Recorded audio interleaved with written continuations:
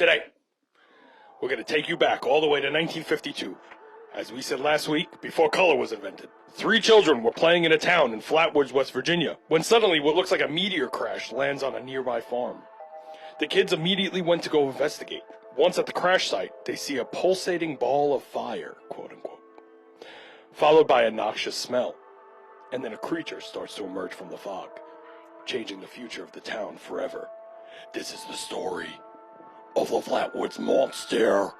That was a great intro. That was phenomenal. I gotta tell you, that might be the best one that I've ever done on the first try. Yes. Easily. I always mess up the first word every time. But hello, everybody, and welcome to the I'm Not Crazy podcast. My name is Andrew Venor. What is your last name? Payne, P-A-Y-N-E. Your name is Rich Payne? Yep, Rich Payne. Dick Payne, some people Dick call Payne. him. Yeah, Dick Payne. You don't want to have Dick Payne, let me tell you. What would you rather go by? I don't care, whatever floats your boat. It's your name. No one's ever said that to me before. I'm going to put Dick Payne if you don't ask. If you no, you can put Rich. You can put Rich Payne. I You was don't have to put Dick Payne. Is it with an E, like Thomas? Yes. Okay, cool. So, how you doing? How's life? How are the kids? Life sucks. I don't have any kids. Good. Can't afford to take care of kids. How about you? Has anybody ever asked you how life's going for you? No one ever asked me how life's going for me. They come on the show and they use me for my 3 people that watch, and then they just assume that everything is all right after, but they don't ask me how I'm doing. How you doing? I want to know how you're doing. You doing Okay. good? I don't really want to talk about it. All So right. today we're going to get into the Flatwoods Monster, all right? West Virginia, we're going back to West Virginia. I'm not going to sing the song. You're not going to sing the song, I'm you not sure? going to sing the song. You positive? You sure? I don't know how to play it. Oh, okay. If you were about to play it, I would have sung it. Blue Ridge Mountains. Shenandoah River. Yeah, so we're going back to West Virginia today.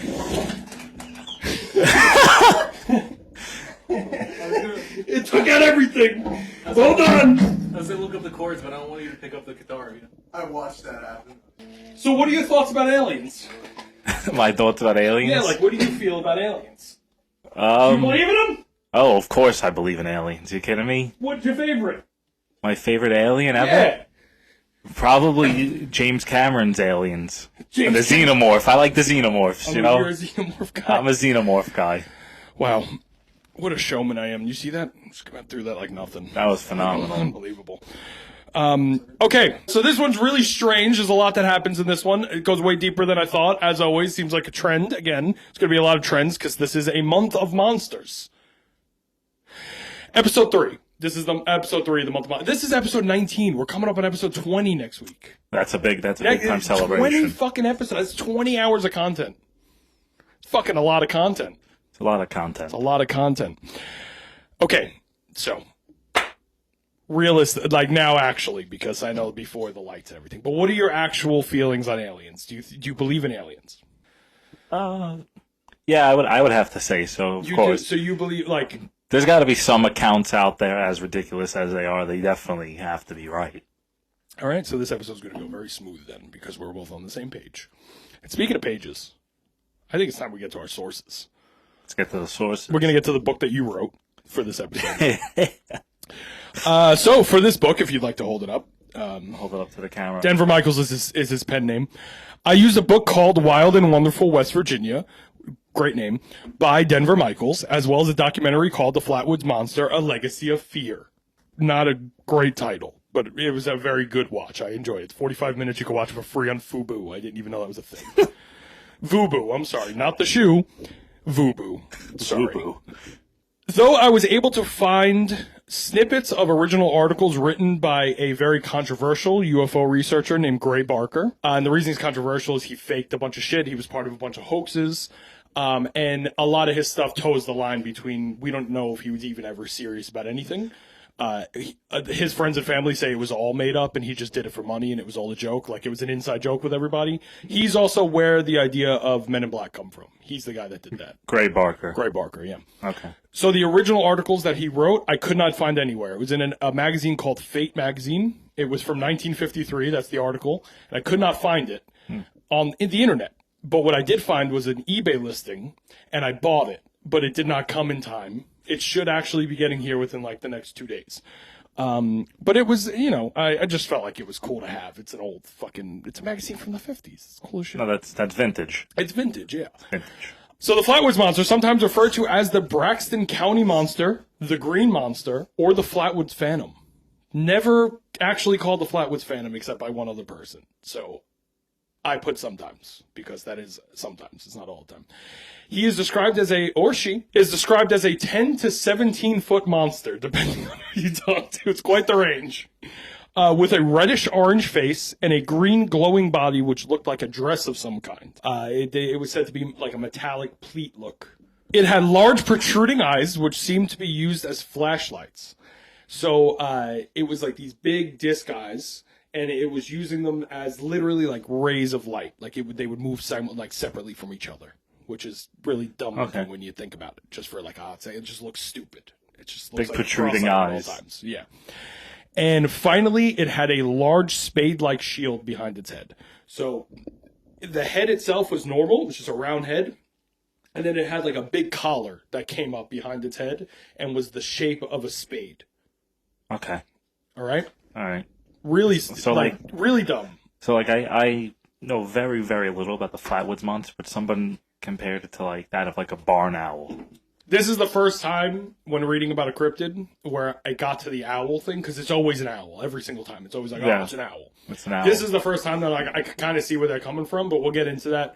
There's a whole thing. All right, I won't It's a jump little ahead. dubious, SAT words. It's a little dubious, but we're going to get into it. All right. I won't jump ahead. So, it was followed by a noxious gas, like a fume. Like, what are those? You smell fumes? Like that. Yeah. Which may be able to incapacitate living things, which we will see in a bit.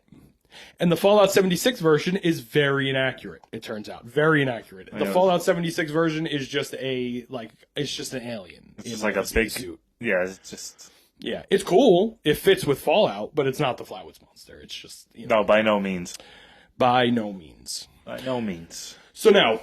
Of course, when we get into these things, it's important to know the town that we're going to get into and the area. It's a very rural area. It's a weird word. Rural. Very rural, farms everywhere, cows, probably getting tipped a lot. It's the 50s. They didn't care about animals yet, So the town of Flatwoods is a very small farming town in Braxton County, West Virginia. If you've ever played the first level of Destroy All Humans, that seems to be exactly what this town was modeled after. Because if you look at pictures, it's the exact same thing. It's insane. It's just big hills with farms and cows everywhere and just farmers. That's all it was. And a main highway that ran straight through it. What's up, buddy? Main highway ran straight through it. One road in, one road out type town. Exactly. And to get to the town, not only was it one road in, one road out, but the road in wasn't paved until like the 70s. So the whole time it was just this back road that if you drove 30 minutes out on this back road, you just came across a fucking town. It's nuts. Did you imagine that shit? Just being on vacation and then just driving and being like, there's a whole fucking... It must have been like The Hills Have Eyes when you come across it. Now that movie's fucking creepy. I have a fun story about that. When I was a kid, I was watching that with my sister. And my grandpa decided to shut the lights off. May he rest in peace. He's dead. Started to shut the lights off in the breaker. He shut like the whole breaker off. No, the whole that's house psychotic. power went off. And I was in the basement. It was nighttime. It was pitch black. And I ran so fast up the stairs that a basket of laundry, like empty laundry basket, got caught on my foot. And I dragged it upstairs with me. That is fucking nuts. That movie is freaky. I don't even blame you. My sister laughed hilarious. She thought it was very funny. And the town has a long and storied history with UFOs, as does just West Virginia in general, it seems. Residents of the town claim to have seen any type of UFO that you could think of, from a cigar shaped like Indrid Cold, go listen to that episode, or to the more famous flying saucer. So anything in between those two, they claim to have seen. In the documentary that I watched for this, if you watch it, the people of West Virginia make West Virginia sound like you go to the store, you buy bread, and then on the way home you just see a UFO. And then, like, you'll be walking, and this lady told a story about how her dad was walking to the store one day, and a giant teardrop dropped out of the sky, hit the floor, and it was just mysterious slime that no one knew what it was. Like, shit was just, apparently, it was just like, they opened a rift to another fucking dimension. So to West Virginia people, them seeing UFO was like us in Staten Island driving and seeing some Staten Island douchebag in an Infinity. Or like a turkey. Or a turkey. Like going to the hospital, and we live here our whole lives, but you go by the hospital, you take pictures of turkeys, even though you could Google turkey and get a much better Google a picture. turkey, what it looks like. Yeah, no, 100%, I'm with you. That's basically what it was like for them. This was their turkeys. Were just things that probably don't exist in the way that they were looking at them. And turkey was definitely a better explanation Turkey for was than what I said. You get the old, big old butterballs. These are not butterball turkeys. They are disgusting turkeys. They would be gross to eat. They are gross. This is the part where we get into how the Flatwoods Monster actually got to West Virginia. You know, because he didn't walk in, funny enough, or she or it didn't walk in, you know. It didn't, it didn't ride a bike in. It crashed from a plane. What are you doing? Hey. All right. It crashed from the sky. It's a UFO that you like his asshole? Crashed from the sky. Looking right at it. He's like, hey, what's up, man? Like, shit, I think it likes me. The day is September 12th, 1952. 3 kids. Fred, Edward May, and Tommy Heyer. How would you say that? H-Y-E-R. Heyer? Higher. There's a Mary Heyer in the fucking Mothman story, which is really just an Is there a interesting relation coincidence. there or no? No relation whatsoever other than West Virginia. They were playing in the Flatwoods Elementary School playground. Suddenly they noticed a glowing ball of fire, quote unquote, in the skies above them, floating down from the sky. It then hovered over the hill for a second and then floated down behind the hill gently. Now, we're going to be calling it a crash site. I just want to interrupt myself. We're going to be calling it a crash site. I wouldn't say it's a crash site as much as it was just a landing. It was just an emergency landing that went well, it seemed. Okay. The boys were obviously intrigued, you know, as they were the ranges of like 9 to 12. They were intrigued with Fred suggesting that they go see what it was because it could have treasures in it. He said it could be covered in gold. And with that, the boys set off. First, the May boys went and told their mother, Kathleen, who then came with them and recruited a couple other boys from town, including Gene Lemon, who was in the National Guard at the time. So I don't know if that makes him more trustworthy, but that kept getting repeated. His dog, which was described as technically his, but the neighborhood dog, Neil Nunley, and Ronnie Shaver. With his dog, Gene led the party to Bailey Fisher's farm to investigate the crash site, even though it seemed to have landed just fine. Like I said, it's not really a crash site. It's more of a landing zone. But, you know, we got to take the skill away from them because they're extraterrestrial. We got to put them down and assume they're evil, you know. I think he did a good job. When they finally arrived at the site, the dog ran ahead to investigate. Reports claim the dog started to bark, then suddenly became terrified and ran back to town with his tail between his legs.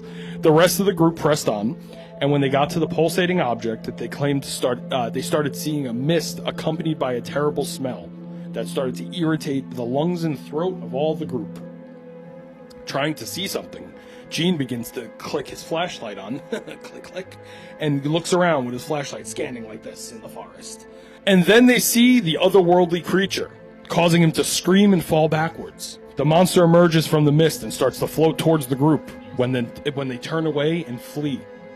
Kathleen May, the mother of Fred and Edward May, was supposedly scaled a 6-foot fence to escape the creature, with Fred May claiming she was not athletic. So that's some evidence, huh? That's one of the most ridiculous stories I've ever heard in my life. Yeah, it gets worse. That whole event, okay, that is the most concrete thing that we have of this story, right? That, in the way that I just told it, is like the most pure, like no one in the town would be mad at me right now for telling you that version of the story, okay? Now, once they're back at the May home, because they went back, obviously, they ran back to Kathleen's house, her being the adult, Kathleen would contact the police, who made their way out to the May house. She also, for the record, contacted a journalist by the name of Ailey Bailey, I believe. Ailey Bailey. And he wrote for the Braxton County Gazette, something like that. Gazelle is an animal. Gazette is a paper. Gazelle's an animal. Gazette's Thank you. paper. Whatever. She called him, and that's kind of weird. That's in the camp of the skeptic. Like, why would she call a publicist immediately? Like, as soon as it happened, she called the police and a journalist. So they made their way over to the house. They interviewed the people, and they had said that they had been investigating a separate crash in a town nearby in Gassaway, which we will touch on in a little bit. Once they arrived, they interviewed the whole thing. They formed a posse to go out and check the site of the crash. Okay? So though the monster was gone, apparently the fumes of the smell and the heat from the crash was still there, causing a bunch of officers to get sick. In fact, the brave dog that ran up to the crash site supposedly died days later. Oh, that's with sad. the death attributed to the fumes. You don't like to hear dogs dying. Not fun stuff. Marley's dead.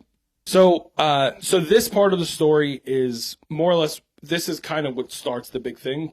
So they do this, the cops go out, apparently this is what they see, and then when they come back, the publicist writes all this and starts putting newspapers out. So this is like the origin of the Flatwoods Monster. This is the exact beginning. The first account. Exactly, Like sighting, whatever. This is the birth of the monster, if it wasn't, actually from another planet, Yeah. because then it was birthed, we don't know when his birthday is. I'm trying to be insensitive.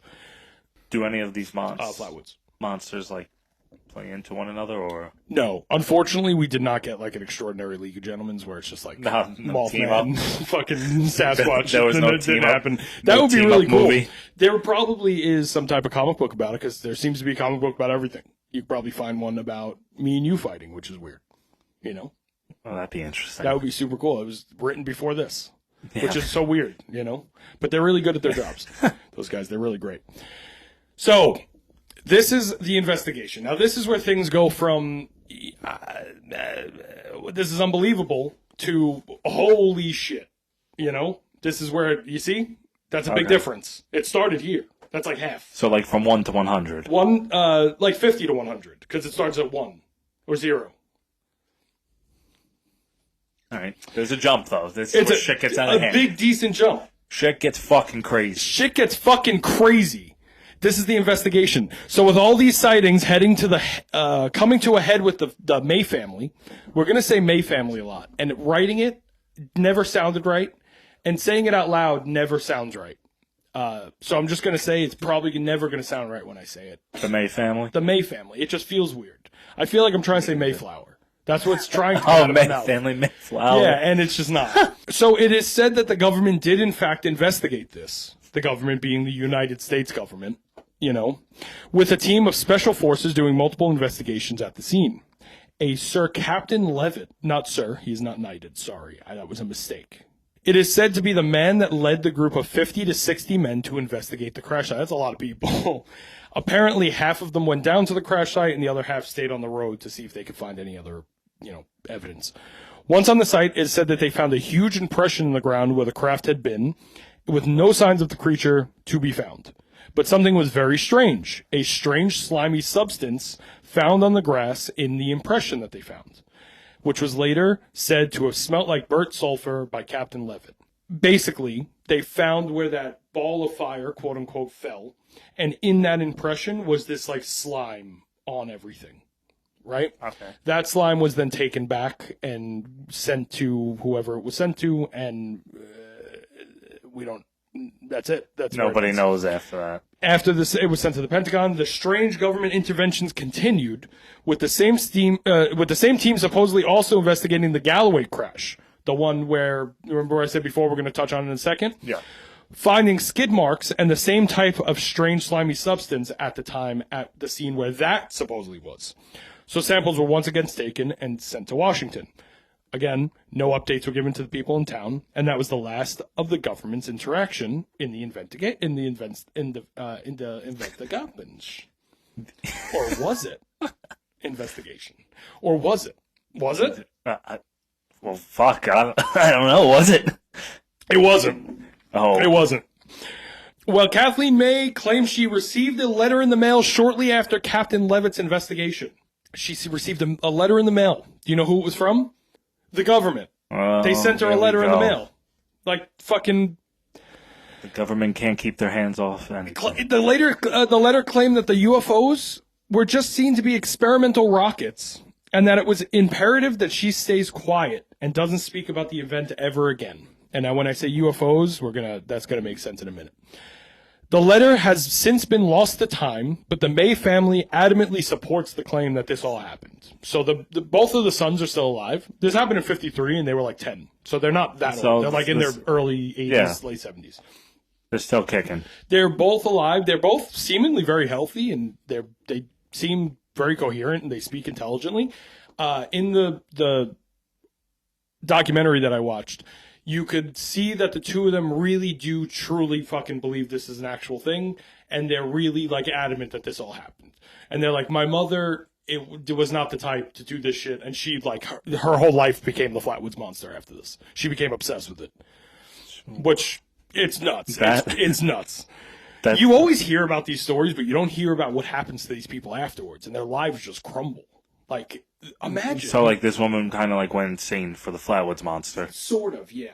Yeah, sort of. So she was told to not speak on it, like I said. But she wouldn't listen. With Kathleen May and Gene Lemon, the 17-year-old National Guardsman. He was 17. Isn't that crazy? You could have been a National Guard when he was 17. You left that out before. I did, yeah. 17. No, 100%. They were so young when they did everything then. Oh, yeah. You know? It's like 14. It's like, how are you not working? You think about the life expectancy. 17 back then was like 40. That's fair, yeah. You live to be 60 at absolute most, and that was if you didn't eat steak. So the two of them were featured on a news report talking about the creature on a New York television show called We the People. This is also where we'd find the first image of the creature, which could still be found in Flatwoods today. It's hung up in the museum. And this has become one of the most famous drawings of it's the Flatwoods drawing, and I have it tattooed on my leg. It's right here. Let me know can you see? Yeah, that's basically exactly what it is. I can't show you because there's a table in the way. Well, I've seen it. I know what it looks like. Yeah. I know. That's the exact one. It's really cool. It's really creepy. In the actual picture, there's a guy standing next to it for reference, and this thing is fucking gigantic. It's huge. Like, it's huge, right? And then when it comes to the New York television thing, this fucking television studio flew them out to do a story on the Flatwoods Monster. And they weren't compensated. Like, they didn't give them money to be on the show, but they flew them out and, like, fed them. And they were all like, this was an incredible experience because they're just in the backwoods of West Virginia somewhere. They have no idea what that's like. They were amazed. It was just as crazy as the Flatwoods Monster. So with all that, right, now we're going to get to the legend growing and becoming kind of what it is now, right? Okay. Because as we saw the initial event, we saw how it was handled by the community and how it spread to the nation because it became a national story at the time. And then now we're going to see kind of what happened after and the other reports that start to come out when shit like this. So this is when shit gets like all over the place. This is when shit gets dark. Like, this is when the fun of the situation becomes more serious if this is all to be taken serious. True. Because now they have this creature just haunting their town. If this is all true, yeah.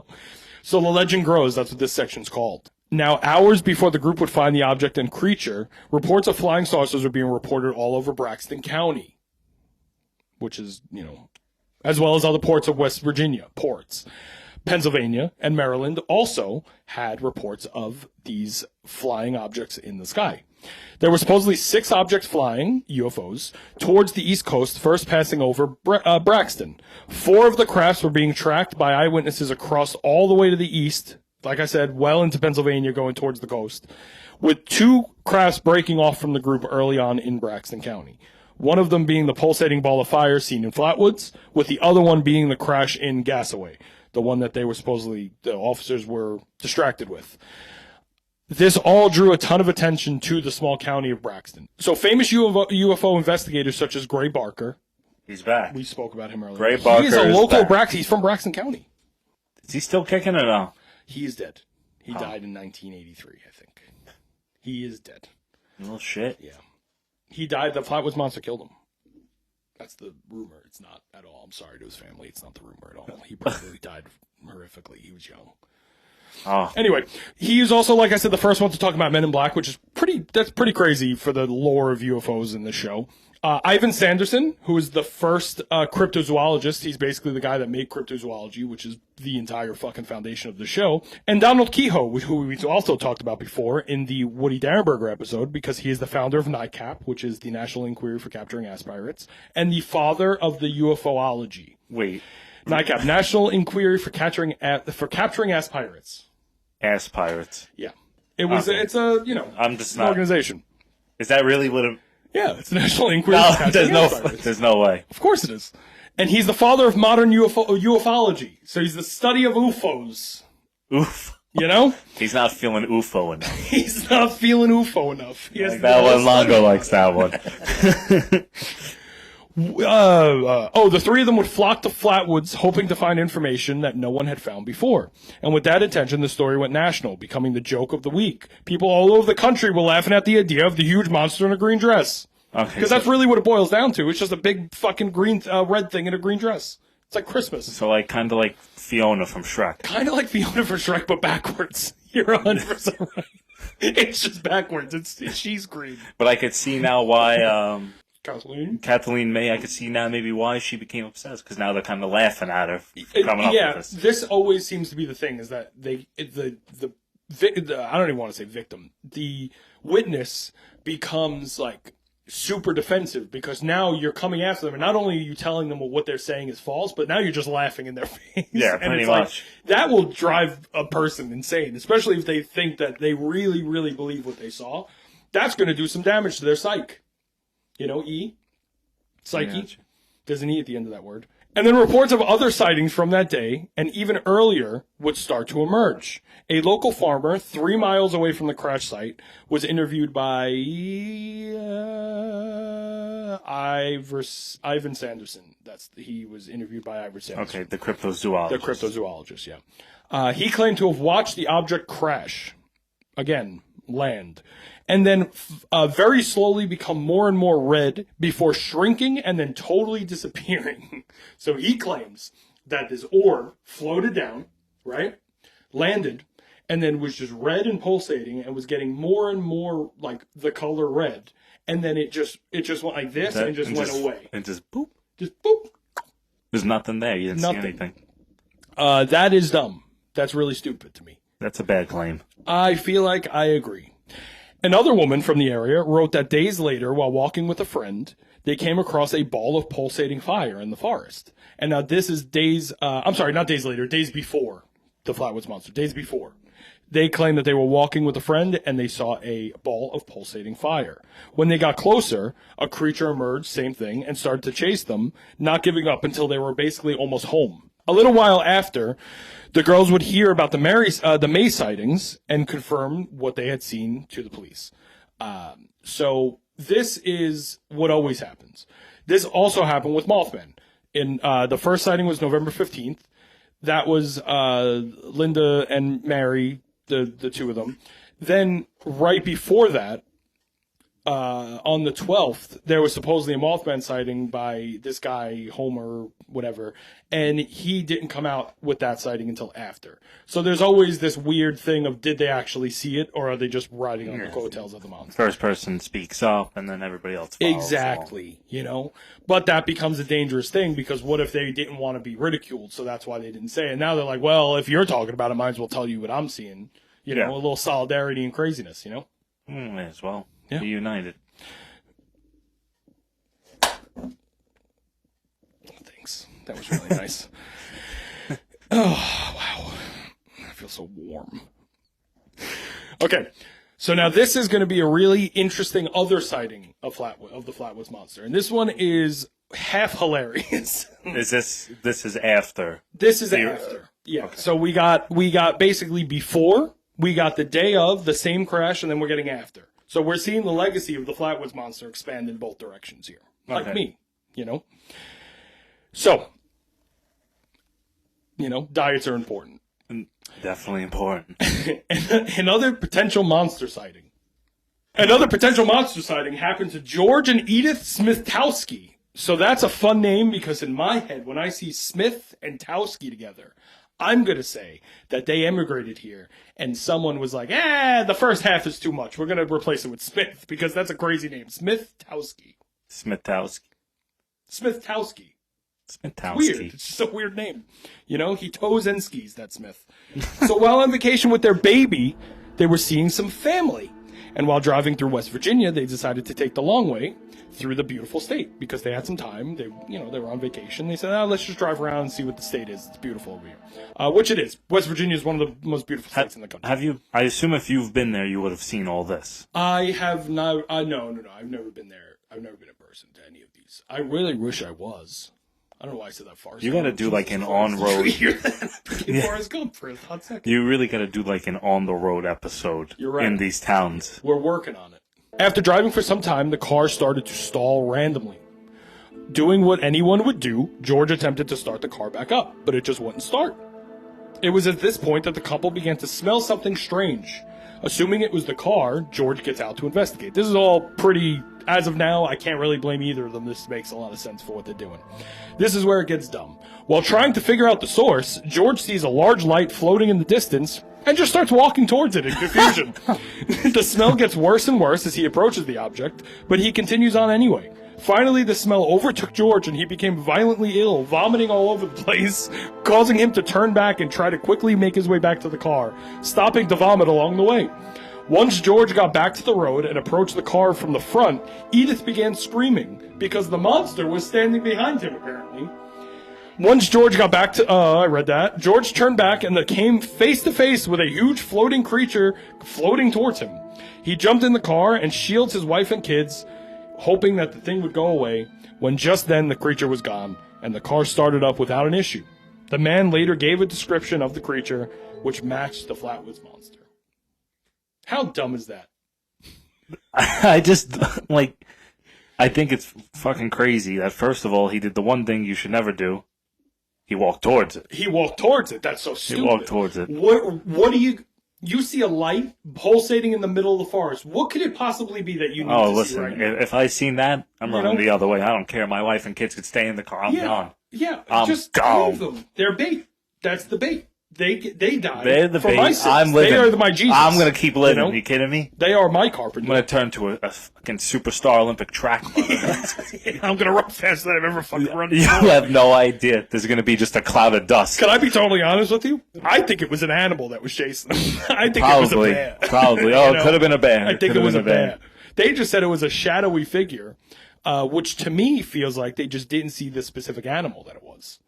But that's just me. You know, maybe it was the Flatwoods Monster. What about the large light, though? He says sees a large light floating in the distance. Oh, If that was a bear, what would you think, though? Maybe the bear has a flashlight. You know, maybe it's Yogi Bear. Maybe like he's Yogi like Bear. Those fucking hey, boo boo. You could do it. Boo boo. I thought you were gonna do it. I thought you were gonna keep going. No, I don't know. I just know, hey, boo boo. That's all I got. I don't know anything. I never really seen Yogi Bear. Pick a nick. That's how he says it. He doesn't say picnic. It always annoyed me as a kid. Pick a nick. Let's go to the picnic. My grandma says bottle. Just like any of the strange things we cover on this show, it's time to now look at the facts and try to uncover the best theory to fit the situation. So first, let's go over the actual events and try to separate fact from fiction. We're going to start with the actual events of the sightings of the UFOs. Because, of course, that is the place that we need to start, because that's the start of the fucking story.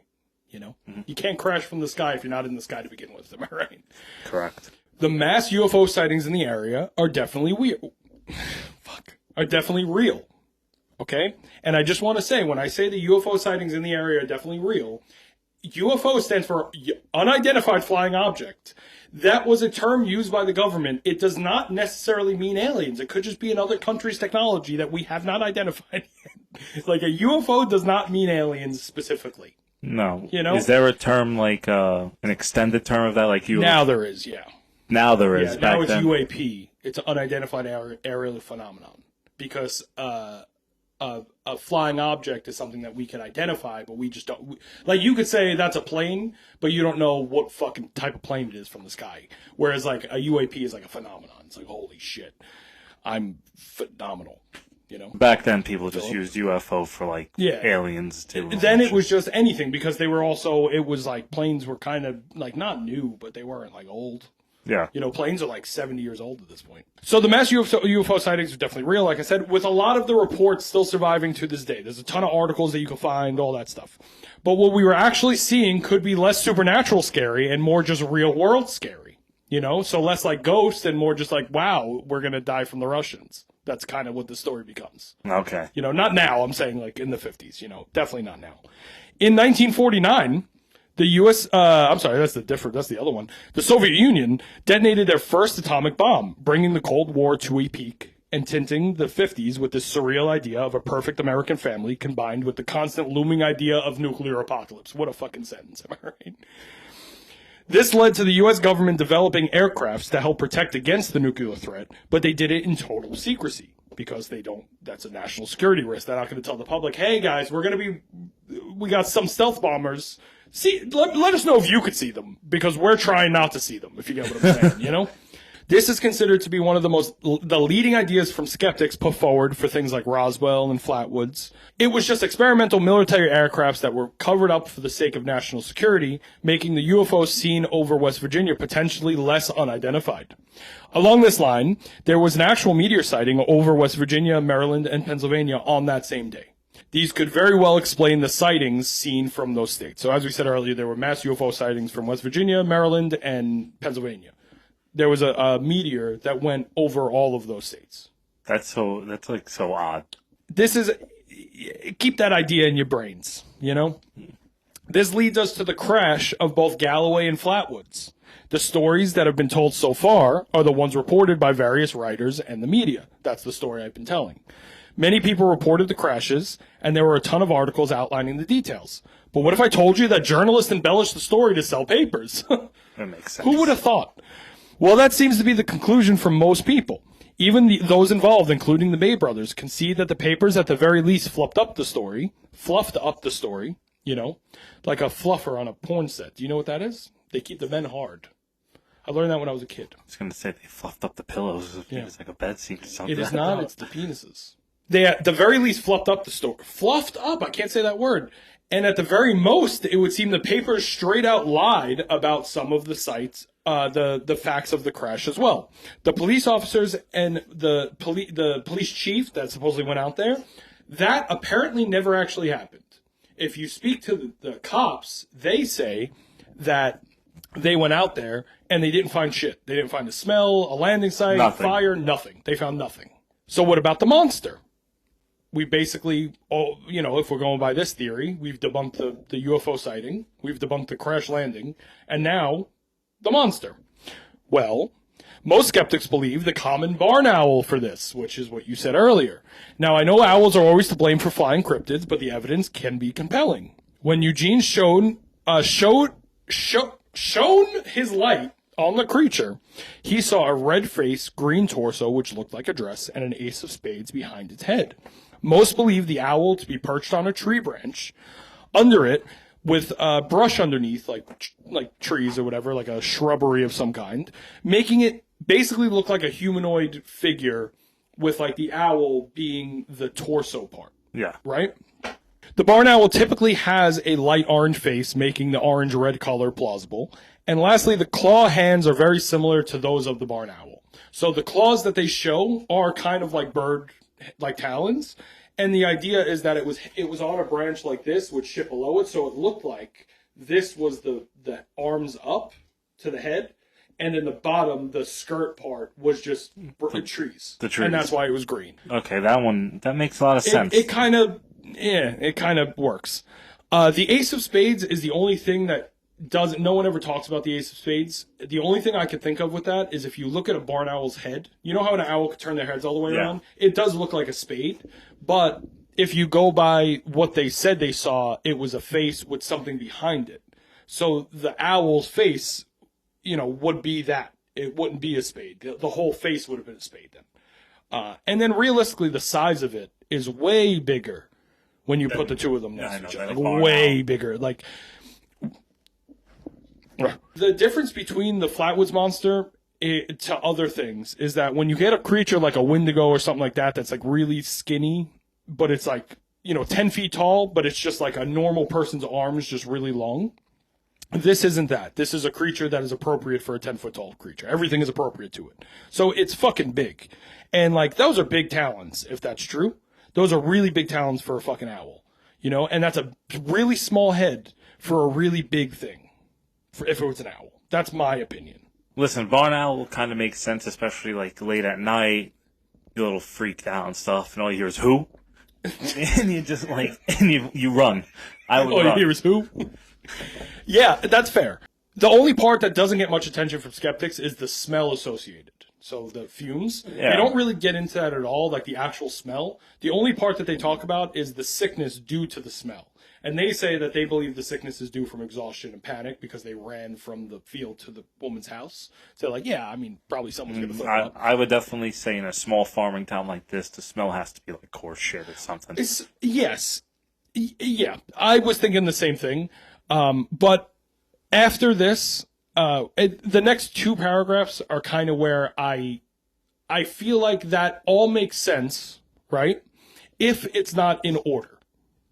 Because what are the chances, right, that a meteor is going to come down, crash, they are going to see full people are going to see the exact same thing, right? Okay. I got a tidbit of information I forgot to say earlier. Remember when I said the drawing that they showed on the show was the first time that drawing's been shown? Yes. Okay. When they were being interrogated by the cops, or questioned, not interrogated, questioned, they were told to all draw a picture separately. They were all separated, and they were told, draw a picture of what you saw, and they all drew basically the identical thing. Every single one of them drew the same thing. Okay. That's wild to me. Yeah, because you can't just like... Yeah. And you're going to tell me that there were 6 children and an adult, right? None of them, they all grew up and lived in West Virginia. None of them knew what the smell of horseshit was or what an owl was.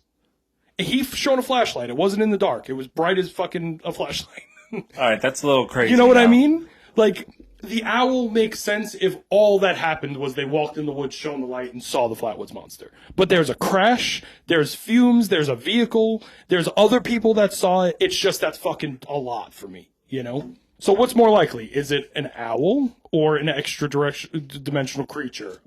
That's all I'm saying. All right, the drawing part's a little freaky. That's The drawing part's fucked. That's a little crazy. Yeah, the drawing part that's the part of it that I'm going to assume helped the story live as long as it did. Because that's I fucking would wild. definitely say so, because there's no way, like, 7 people, like, you would expect someone to draw something different. Yeah. And then they all practically draw the same thing. 2 of them were 10 years old. Yeah. I mean, come on. Yeah. It's wild. And they've all said the measurements were the same. Like, that original sighting is, we said this last time with the Frogman, but that original sighting is incredibly compelling for a cryptid sighting. Like, incredibly. Like, there's a reason why this is so, like, close to people in the area, because they were really afraid of this after. Like, the way that Fred May made it sound in the documentary was half of the town were really scared and half of the town thought it was a joke. So it was, like, split 50-50. And he said that the half that was afraid were genuinely really, really, like afraid of a real thing. Which is, that, again, when you have an entire town afraid of something for more than just a couple days, it makes it a little bit more real, because then it goes past mass hysteria.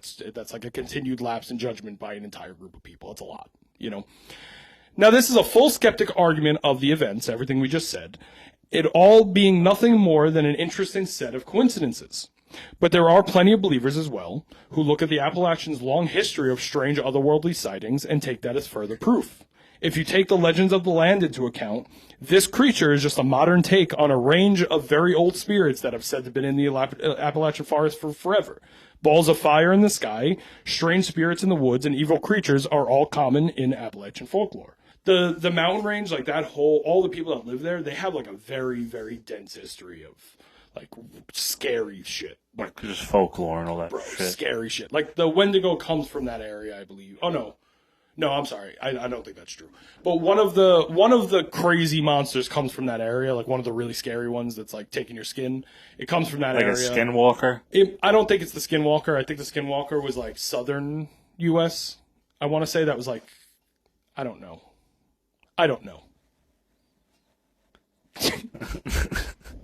So, are you sure it's not the Wendigo? I don't know. It could be. Okay. Yeah. As far as the researchers who did their own study on the topic, such as Gray Barker, Ivan Sanderson, and Donald Kehoe, this event went on to influence and change the minds of all three of them. They all firmly believed the creature was real, as well as the cover-up by the police and the government.